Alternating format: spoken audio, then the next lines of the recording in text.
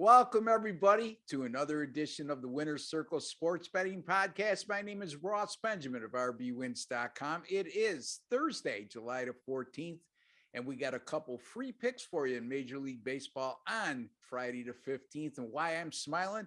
I smile every Thursday because I'm joined by my buddy in the great state of Arizona, Mr. Doug Upstone of DocSports.com, one of the finest handicappers in the country. Doug, how are you, my friend? I'm doing well, Ross, and I'm doing particularly well knowing that, hey, we love what we do for a job, but we also like a little time off. So Absolutely. I'm looking forward to particularly the Sunday night through Thursday. Yeah. Nothing to do, nothing to think about, nothing, just to clear the head and just enjoy it. Because I, like you, have been working on some football stuff already, and starting to go through the different stuff. So this will just be a nice, calm time, okay, just to sit back and like I say, get rejuvenated and go from there. Have some fun. Well, you made the point. We love what we do, so we'll never complain because we know it comes with the territory that you can't call in sick when you're a handicapper. I mean, you'll take a day off and take a pass here and there, but it's the only time of year for us to do the mainstream sports. Some guys will take the summer off for baseball and then reconvene during football. We don't. So our only chance for us, meaning me and Doug, to decompress a little bit is during the All-Star break. And that 4 or 5 days does wonder, clears your head. There's no pressure on a daily basis like we have to get work done, to get picks up by a certain time, to handicap every morning. So yeah, it's a welcome time of year. So anyway, Doug, a lot of good things to talk about in terms of Major League Baseball. One of them, I know I mentioned to you off here and we discussed it the other day. Lo and behold, boy, oh boy, when it approaches the All-Star break, you have to be real careful in my case, because no matter how much I evolve in change my tactics and whatever, it always seems for me personally that I struggle a little bit heading into the All-Star break. And then after the All-Star break reconvenes, the schedule reconvenes, I go on a tear. But you had some thoughts as to post All-Star break and what you look for in regards to specific teams, was it? Yeah, I got some things that, it's weird. You wouldn't think that what you're talking about would happen to anybody. I know that, for example, not necessarily baseball, but I like week 17 of now week 18 of the NFL season. For the most part, I'm better to pass than to actually put out picks. Yeah. I have no idea as to why. It just, I have a long history of not doing well that week. And whether I talk myself into it or whatever, I don't know, but just, it's just one of those things. But no, so a couple things that just looking over a few things and, some teams that, let's just say, potentially could either have better or worse results, after the All-Star break. And one of the teams I think that could have worse results is the Pittsburgh Pirates. And the reason I say that is in the National League, only Washington has a poor run differential than the Pirates. Now, the Pirates certainly don't have a good record, but I think they're, I want to say 13, 14 games below 500. So it's not like they're good, but they could conceivably be far worse. Okay. And so one of the things that I saw as to why, that they're even, let's just say, are even a little bit okay from that standpoint. They're 10-21 in games decided by 4 runs or more. That just tells you that this is not a good team. They'll get blasted time and again. I think they're 14-10 in one-run games, and one-run games, as we know, tend to be random events from year to year in terms of teams' records. So I think the Pirates could be play against material, okay, in the second half of the season. Two other teams that I'd look for that, again, this is potentially just a lot of things are going to happen, but the Angels and the Texas Rangers both could be a little bit better in the second half or in the remainder of the season than they just were. Angels case, they went from double digits above 500 to double digits below 500. With number 5 in the batting order, the 5 spot on down, terrible. Okay, pretty much on a nightly basis. bullpen gives up a ton of runs. Just it's a bad deal. But they're 6-16 in one-run games, Ross. I mean, that can be turned around. Yeah. Okay, it doesn't take much. If the bullpen gives them anything on many of those nights, that record's at least 500. So that's the case. And the same thing with Texas. Texas scores more consistently, but bullpens blowing leads. They're 5-18 in one-run games, Ross. I mean, that's awful, obviously. And so from that standpoint, I think both of those teams have at least an opportunity to improve in the second half or the remainder of the season. Maybe they do, maybe they don't, but at least there's some things, at least for me, that I'll be looking at, to see if those changes occur and see if something happens. Well, it makes a lot of sense. I mean, what I would recommend, take a look at certain situations like the Boston Red Sox, for example, Doug, 36-17 this season versus non-division teams, which is good for somewhere around a 654 win percentage, which is extremely good. Yes. On the other hand, when they play fellow AL East division teams, and let's not forget, as we speak, as of today, Thursday, July the 14th, all 5 teams in the AL East have winning records. And we've touched upon this time and time again, how there's a lot of bad teams in Major League Baseball, but there's really none in the AL East. However, I would say that after the All-Star break, I would say that Boston is not going to keep up that win percentage against non-division teams, and they'll pick up the win percentage against their own fellow AL East teams. It's just the law of averages, and we're not talking about a terrible team here. We're not talking about a team that should be struggling at the rate they are against their own division. And of course, against teams outside of their division, which there's a lot of losing teams in that regard, they're probably going to be laying a premium price in most of those games coming out of the break. And you might want to look for a reason to fade them in those situations. So that's what I would be looking at. And also some underachieving teams like the Toronto Blue Jays just made a managerial change, paid dividends last night. That's for sure, in their first game with a new manager. This is a team that I think will wake up in the second half and will play much better. Overachieving teams you want to look at to a team that nobody expected to do as well as they did. Now, you mentioned Pittsburgh, right? And basically what Doug's telling you is, even though they're 13 or 14 games below 500, they're probably a lot worse than that just based on the run differential.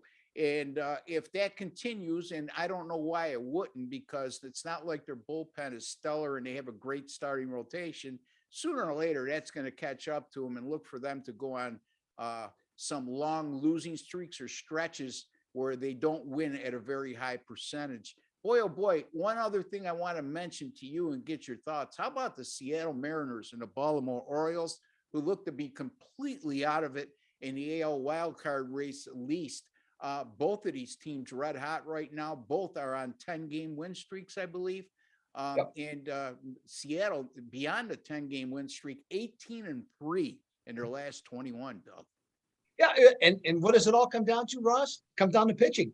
Okay, all of a sudden, Baltimore staff got some. They got some decent arms. Some of the younger guys are pitching well, and their bullpen has just been essentially lights out. Yeah. I mean, if somebody comes in the 7th inning, they have a 2-run lead, that game's over, at least right now. So they're not giving up leads. Baltimore, I think, has got a little better offense. It's got a few more guys, just hitting the ball better. Seattle's offense isn't very good, and it wasn't very good last year. But the comparison between last year's team, especially in the second half, and to what Seattle's doing now is exactly the same. And what does that mean? Is they're getting very good pitching, which they do have a nice rotation anyways. Chris Flexen has started to, come back. He's got a lousy record, but he's pitched well in his last half dozen starts. And the other big thing is they're back to clutch hitting. Now, there's no way to say how that's going to play out, but, they didn't have a particularly great batting average or even on base percentage last year. And they, again, don't this year, even though, bring in a few of the Cincinnati Reds players who are, boom or bust type guys, but now they're getting the clutch hits. because of the confidence. They go up to the plate expecting to do well, and they are doing well. So, hey, you know what? Congratulations to both those teams. I wish I would have had the foresight after they each one won their first or second game to say, "Hey, I'm playing these guys." But that's not how you handicap games, or at least No. maybe you should sometimes. I'm not going to say that's not the case, but you know what? Ride the streak while you can, and hey, good. Congratulations to both of those teams. Hey, they're back in the. Baltimore is not going to do anything per se, in terms of the playoffs, but Seattle now has really helped themselves, and they're going to have a definite shot at the playoffs. Yeah, I mean, somebody asked me on another show I just did today on the Picks and Parlays.net network. Would you play against Seattle tonight? My simple answer is this: I don't play. My cardinal rule is I don't play against teams that are on a 5 or more game win streak. Um, if I can't find a reason to use them, I won't play against them. It's simple as that. I mean, teams that are on winning streaks like Baltimore and Seattle right now, especially teams that are what we consider maybe middle of the road type of teams, eventually they're going to come back to the pack, you would think. But having said that, right now there's a belief system that they could win any game. And it doesn't matter if they fall behind, they have the confidence. And sometimes above the neck is a lot better than below the neck when it comes to sports betting, and just something to keep an eye on there. But nice stories though, Doug. You like to see, middle of the road teams that look to be completely out of it. Especially, I'm very happy for a team like Baltimore and their fans who have long suffered through some 100-game losing seasons over the last few years. To come around, and actually, I believe they're 1.5 games out of a wild card spot right now. Yeah, I mean, they're within striking distance. I mean, they're still in last place, Yeah. in their division. The one thing too, the team that you mentioned, Ross, too, that I'm not sold on right now, and I is Toronto. Yeah. You look at the basic layout of the roster, and there's some good names on there, and there's some familiar names, but not everybody on that roster has had a lot of success. That Yeah. some guys have. And to me, I just mentioned the term boom or bust. I look at that lineup they have performed that way all year. And I'm not sure that this team just isn't that way. Their starting pitching isn't great, and their bullpen is maybe average, maybe slightly above.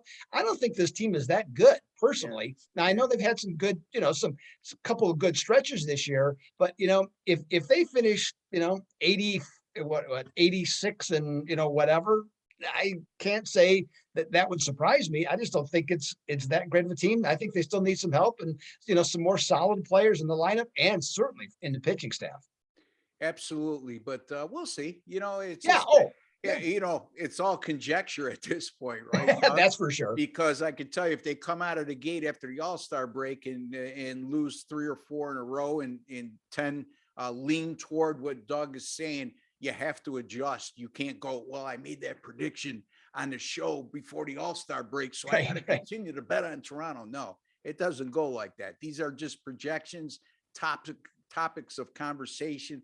Every year there's that team or two that we like to say, look for them to have a better second half because they underachieved in the first half and vice versa.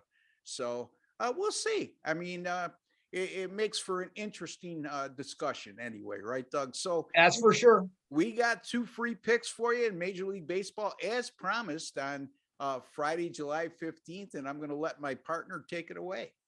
All right, well, we're going to look at the National League East. In this one, we got the Philadelphia Phillies are traveling down to South Florida to take on Miami. A pretty good pitching matchup, at least expected, with Kyle Gibson against Sandy Alcantara. In this one, Gibson, as we know, I think he's 34, 35 years old, not a hard thrower, pretty much never has been. Does a really good job, though, hitting his spots. I expect the I expect the Marlins to really load up the batting order with a lot of right-handed hitters, or as many as they possibly can, because Gibson off-speed stuff is just absolutely nasty to left-handed batters. They're only hitting 216 against him compared to 270 versus right-handed batters. So I look for that. Now, Alcantara has turned into one of the best pitchers in the National League. 26 years old. His stuff is absolutely filthy.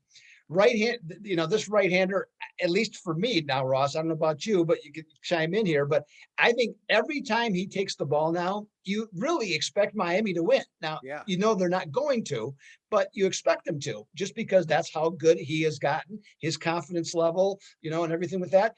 Opposing teams are hitting 193 against him, and their slugging percentage is 284. That's pretty remarkable That's to me. horrible. Yeah.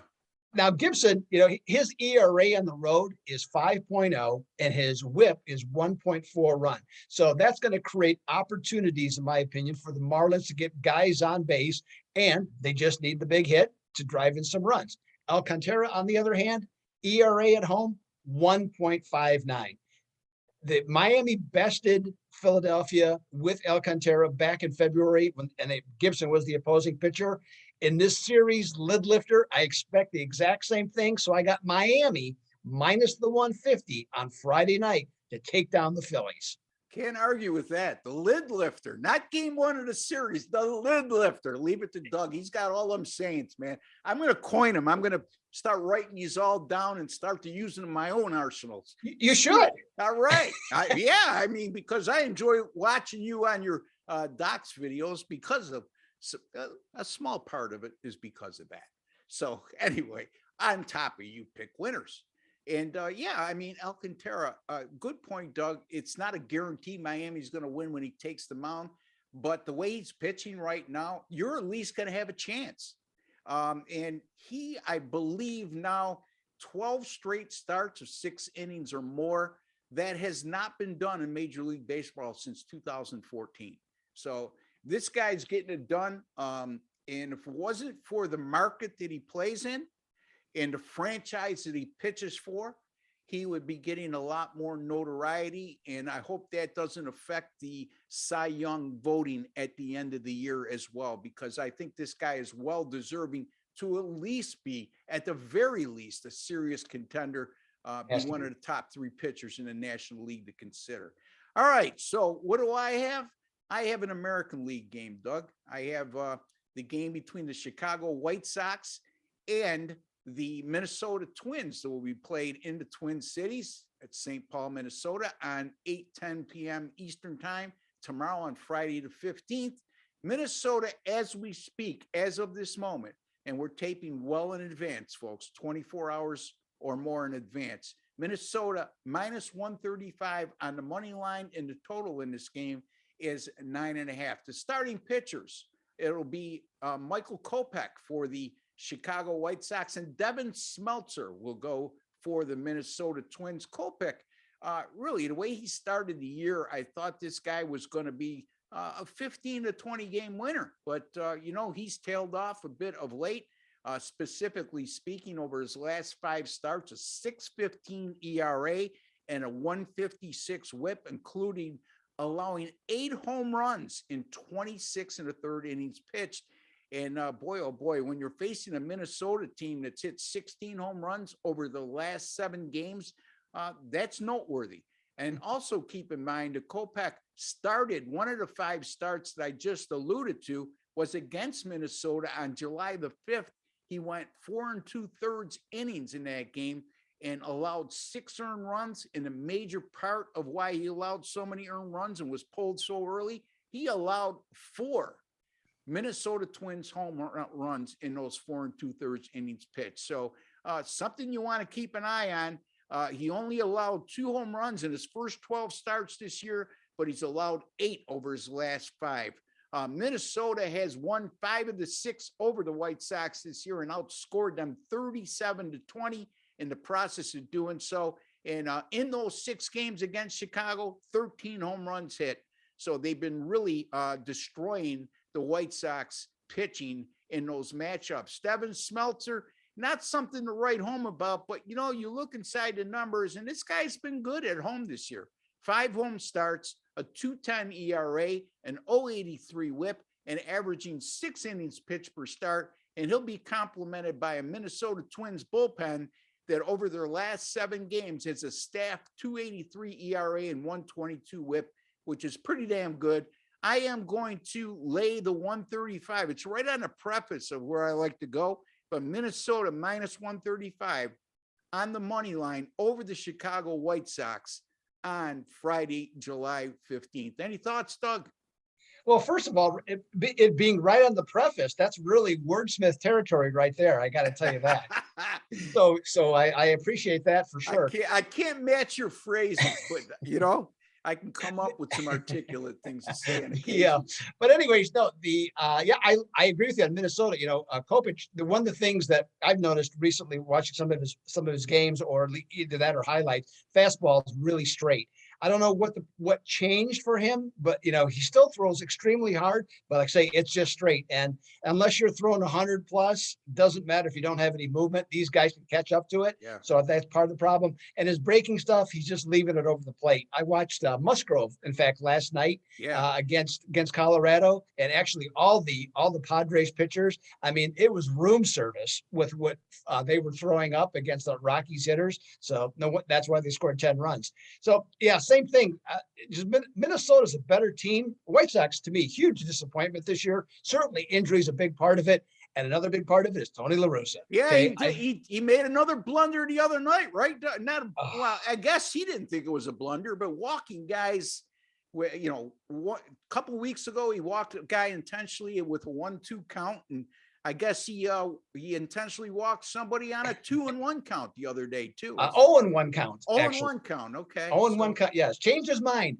You know, the Ross, tell you what, I can all but assure you, I'll only speak for myself. When I'm 77 or older, I'm not going to think I'm wrong either. Okay, I'm just going to just put that out there. But at this point, but no, I mean, he's done. He's just the wrong guy for this team. He was hired for the wrong reasons, because he was hired, rehired, because the owner, Jerry Reinsdorf, who's like 85, said the biggest mistake he's ever made in sports was firing Tony La Russa the first time. So he felt, you know, compelled to make good on it. Well, he's got a pretty talented team that, you know, has some holes, but still a pretty talented young team, and he's got the wrong guy in charge of the program.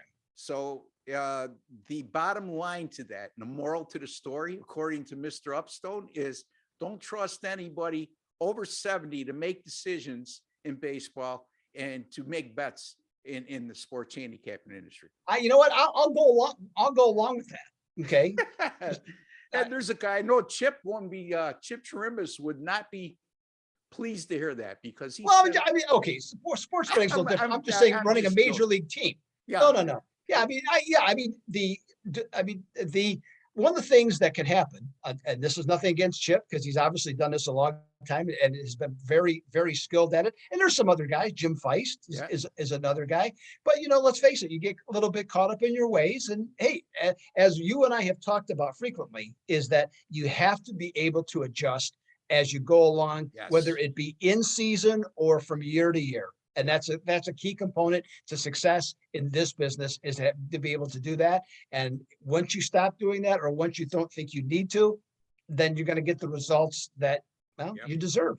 Absolutely. Just being honest, but no, you're right. I was joking initially, but I know. I just took it seriously. You know, but yeah, you make a good point though, because me and Doug started around the same time in this business, close proximity anyway. Right. And one of the things I know that Doug has done and I have done over the years is we weren't these old school guys that kept to themselves in their own ways and just depended on their past accomplishments and not evolve. And we've evolved, not only in our handicapping, but here we are doing videos, our mindsets, and we'll continue to evolve, because that's the only way you survive in this business. And quite frankly, in a modern day world right now, it's the only way you're going to survive in any business is as soon as you think you got it all figured out, you know it all, you're in for a rude awakening. Anyway, Doug, tell the folks where they can find you at Doc Sports and how you've been doing of late, what you may have coming up over the weekend. With what's coming up, well, one of the things that's coming up is Saratoga has Yeah. opened up their doors, and so ready that's actually today. I did not do anything today, but I'll be looking at some stuff, some bigger races over the weekend. So I have some horse racing picks, that's for sure. Canadian football continues to do well for me. Okay, just I think 15-9 is at 62.5% Yeah. on that. So that continue that we're going with that. Major League Baseball, I'll be honest. Hey, it hasn't been a great week. I'm doing a lot of this, and you and I have talked about this: win five, lose five type stuff. And so it's been just a struggle to get into a groove, and that's what looking to do. So I got a number of picks for Thursday night. So just try and get that. Want to look to go into the All-Star break in a good frame of mind, and then, as you mentioned, come out on the other side red hot. So that's what I'm looking to do from that standpoint. And this has nothing to do with handicapping specifically, but really starting to look at the football stuff. Got all the magazines that are out now, so there's a lot of things to start breaking down. And like Ross and myself and many others that are in this business, we're starting to really, dive into it now. And it's kind of fun, Yeah, to be honest, absolutely. to start looking at this stuff. Yeah, because this is the time of year where we actually have time to do so. I might glance at some magazines and stuff like you just said. I collect the annuals as well, and brush up a bit because Yeah, you're looking at the transfer portal in college football, which is enormous this year, right, Doug? right. You're also looking at coaching changes in college football. Same thing in the NFL. I like to look at our lads and look at the depth charts of each team, and also brush up on the free agency, which happened a few months ago. But because we're tied up with other sports, you have to reconvene and say, okay, who did these teams pick up? How does that improve them? So yeah, good stuff, Doug. Anyway, Doug, we're gonna have next week off during the All-Star break. So I'd like to wish you and your family a very nice week, enjoyable week, and we'll be back in a couple weeks. And then we get back into our two time a week facet as it approaches football season. So I look forward to that as well. So for Doug Upstone and Ross Benjamin, we like to wish each and every one of you all the very best. Good luck and God bless, folks.